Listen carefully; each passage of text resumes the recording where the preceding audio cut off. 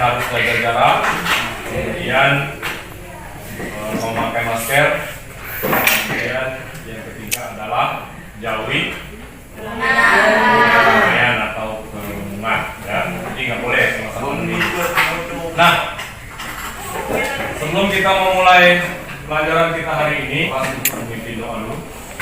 Adalah teman-teman, sebelum belajar kita berdoa menurut kepercayaan masing-masing. Berdoa. Berdoa selesai. Terima kasih. Untuk hari ini siapa yang tidak masuk? Masuk. Oke, biar Bapak cek satu-satu ya. Ya. Adelia, Hadir Pak. Aditya Pausa, yang pada pertemuan yang lalu kalian sudah pelajari tentang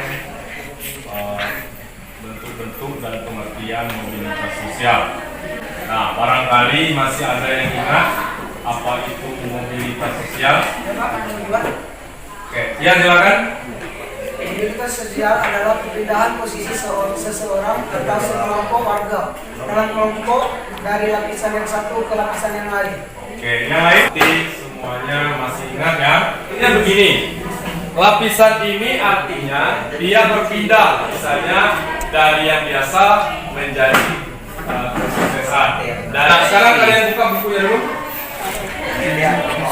Oke, pada hari ini kita akan membahas tentang faktor pendukung dan pendorong mobilitas sosial. Ada tujuan-tujuan yang harus kalian capai selama pembelajaran ini. Coba silakan dibacakan. Silakan. Mengidentifikasi faktor-faktor pendorong dan penghambat mobilitas sosial dengan Kan videonya. Ini adalah yang kalian sebutkan tadi, faktor pendorong dan penghambat mobilitas sosial. Ini adalah faktor struktural. Dari pengusaha, kemudian naik ke wali kota, kemudian naik ke gubernur, kemudian naik ke presiden. Nah, karena kita menganut sistem demokrasi, siapa saja kita nggak tahu siapa jadi presiden. Oke, yang kedua adalah faktor individu. Nah, faktor individu ini diri kita sendirilah yang membuat perubahan. Keberhasilan seseorang itu ditentukan oleh sikap dan perilaku orang itu sendiri. Kamu mau jadi dokter, dari sekarang kamu belajar. Kamu mau menjadi dosen, sekarang sudah belajar. Nah, artinya faktor individu ini berasal. Nah, perhatikan. Riani ada tukang becak yang berhasil menjadi sarjana. Sosial ini dia mengubah keadaan sosialnya dari petani, orang biasa, itu menjadi polisi atau ekonomi. Nah, kalau misalnya kita mau buka usaha, uang kita ada, misalnya mau buat ruko, bisa nggak kita buat ruko? Bisa. Nah, kalau modalnya terbatas, mau bangun usaha, uangnya tidak ada, bisa? Tidak.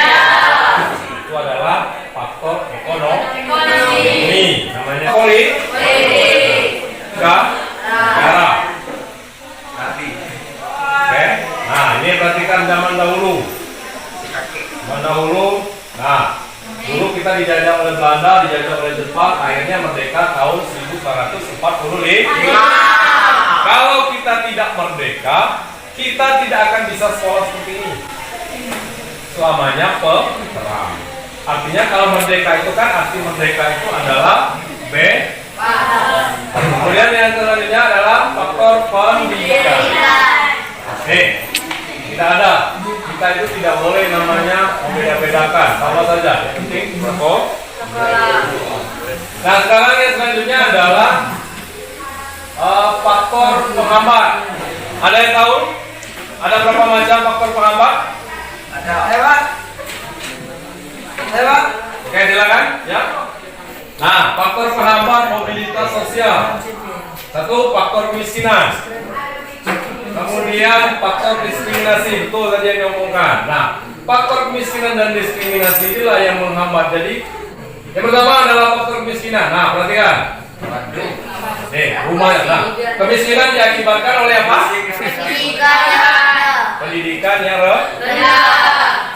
Jadi salah satu penyebab miskin itu karena tidak sekolah. Itu salah satu penyebabnya. Bukan penyebab, tapi nyatanya. Yang diskriminasi itu membeda-bedakan. Ada berapa faktor tadi? Ada berapa faktor pendorong? Pertama adalah yang kedua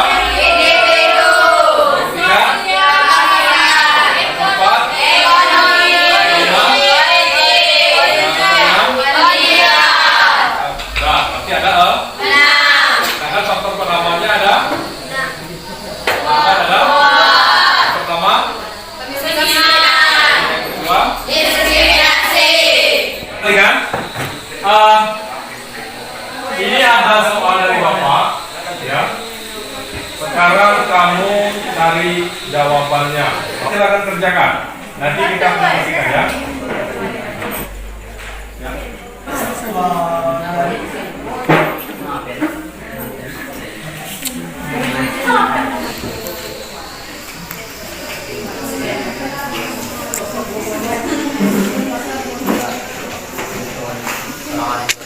Bagaimana anak-anak? Sudah selesai tugasnya?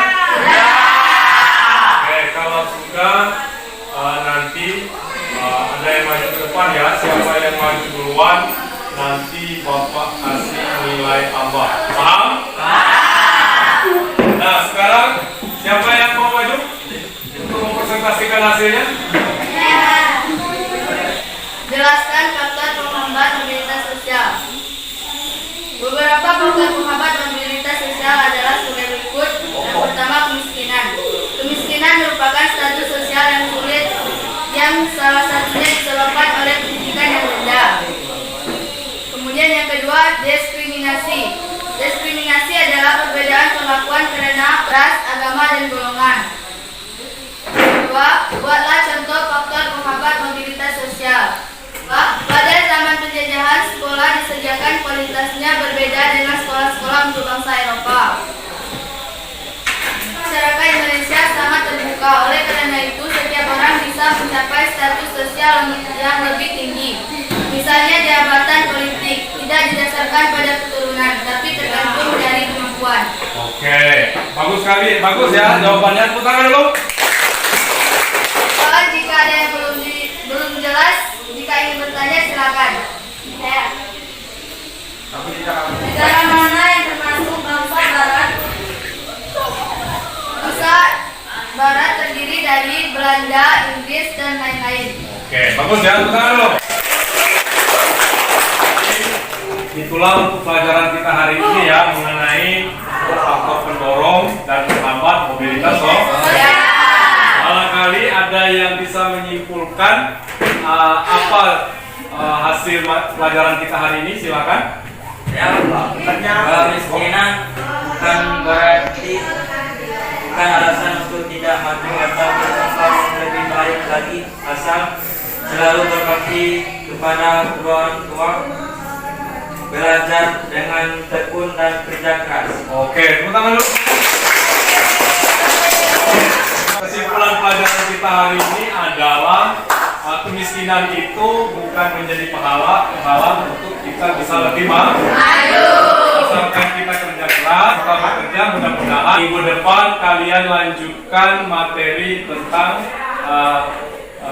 hambatan-hambatan mobilitas depan ya. Nah, itu sebelum Bapak tutup, Bapak harap kepada kalian semua tetap semangat dan selalu belajar ya. Karena masa pandemi, mudah-mudahan kita semua tetap semangat. Cukup. Bapak Eri, assalamualaikum warahmatullahi wabarakatuh.